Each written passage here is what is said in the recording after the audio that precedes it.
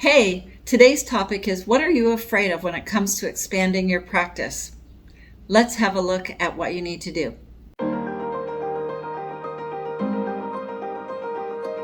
Hello, today I thought I would ask you a question that I have asked thousands and thousands of healthcare professionals over the last 30 some odd years.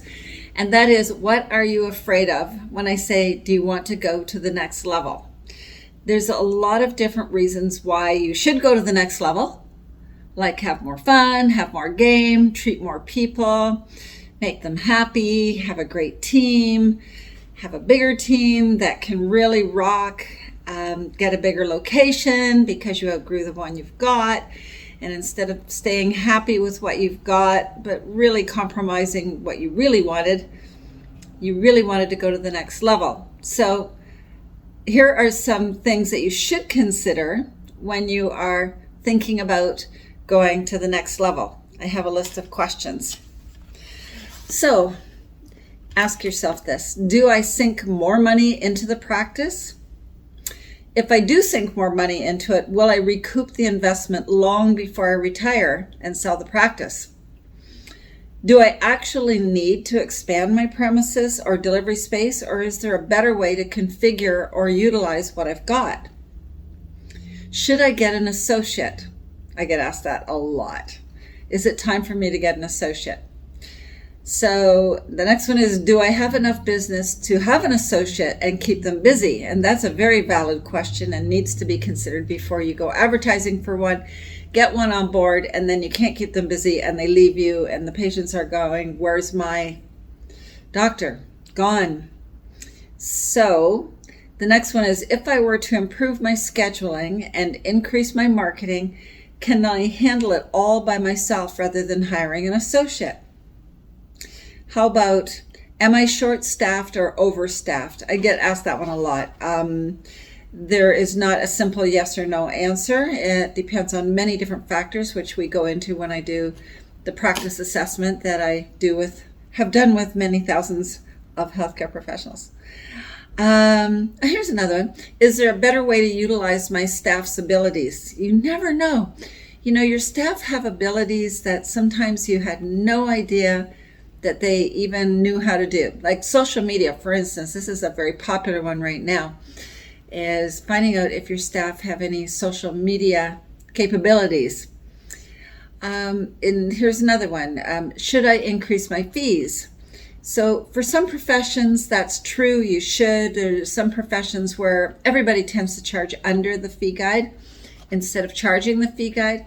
So that's a valid question.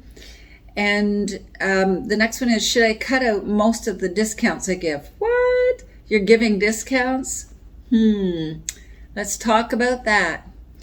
And here's one more question. What do I want and how big is big?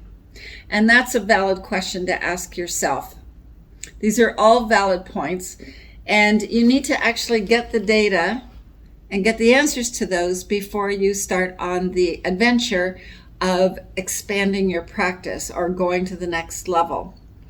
Now, location is another issue that comes up a lot, and some people, like right today, we have a dentist in our offices getting her consultation, and she has one practice. It's not billing anywhere near what it should be billing, and she has decided to take a very old antique house that she has bought, and it's zoned correctly and everything, but turning it into a dental office.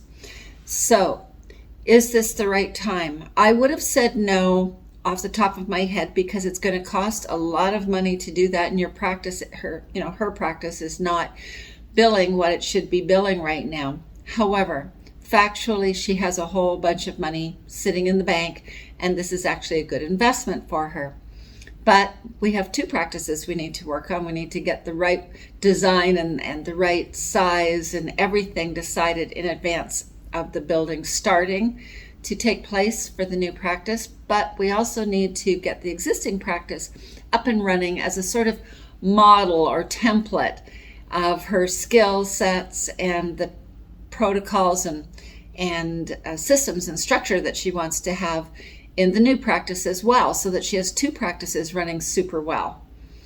So that is one option. Another client added on to their building. They were able to build into the backyard because it was a house at one time, and it has room in the back where the parking didn't need to be. And so that was definitely an option to add 2 more treatment spaces rather than moving altogether.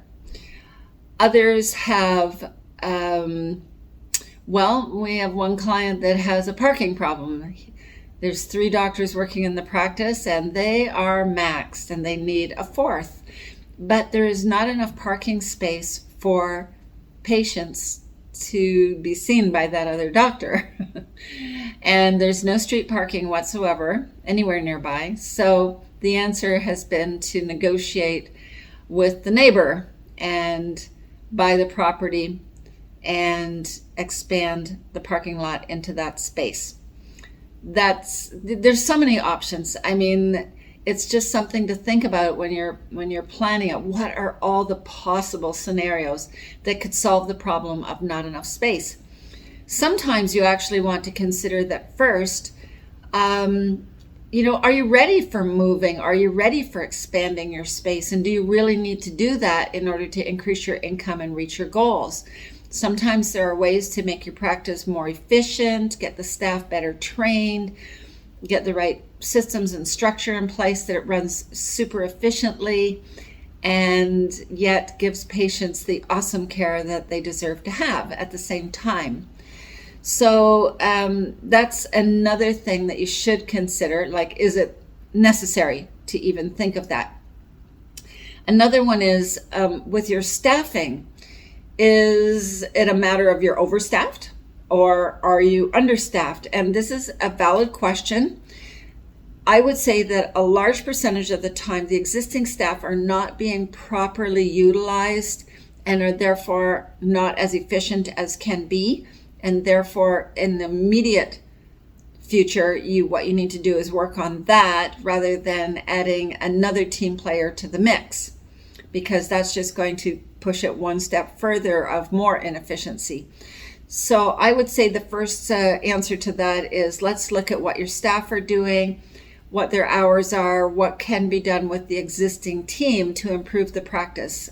We have worked with like almost 2,000 healthcare professionals one-on-one for a year or so, sometimes many years.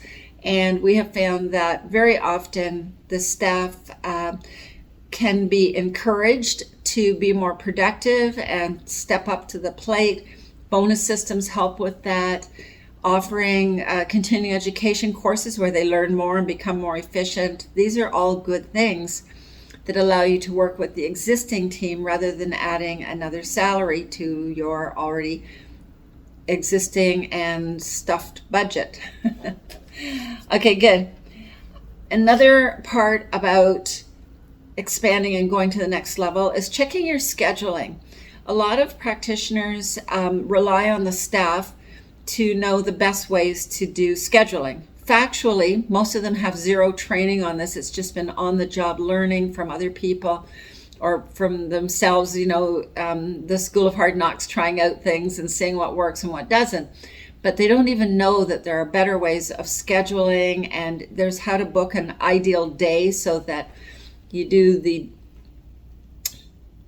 whatever the hardest part of your practice is as far as treatment goes. Do that, say, in the mornings uninterrupted by anything else, and then in the afternoon do the simpler procedures and the consults and so on.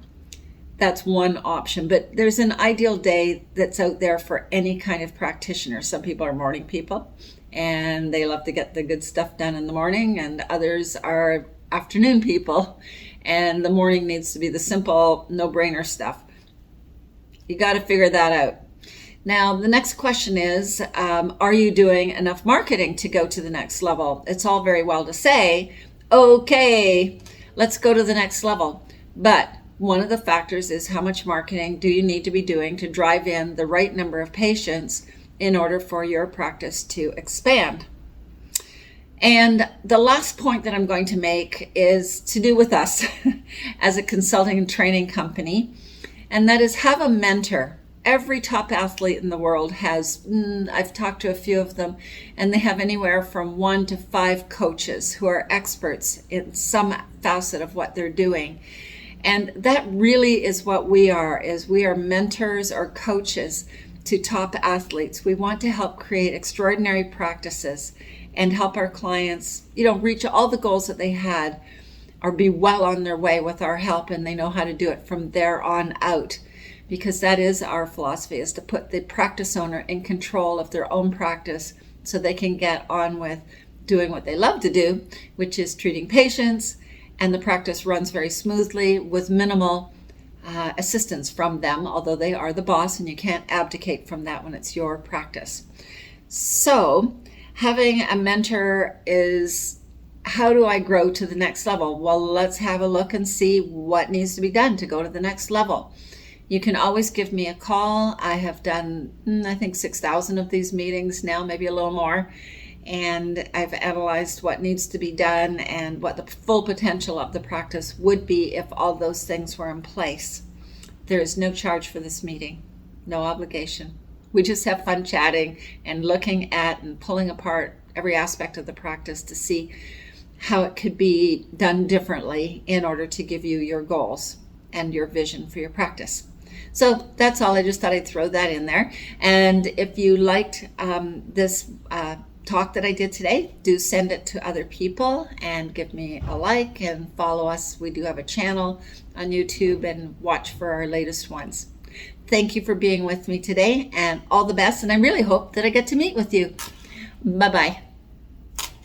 To get your practice analyzed, contact the Art of Management at 416-466-6217.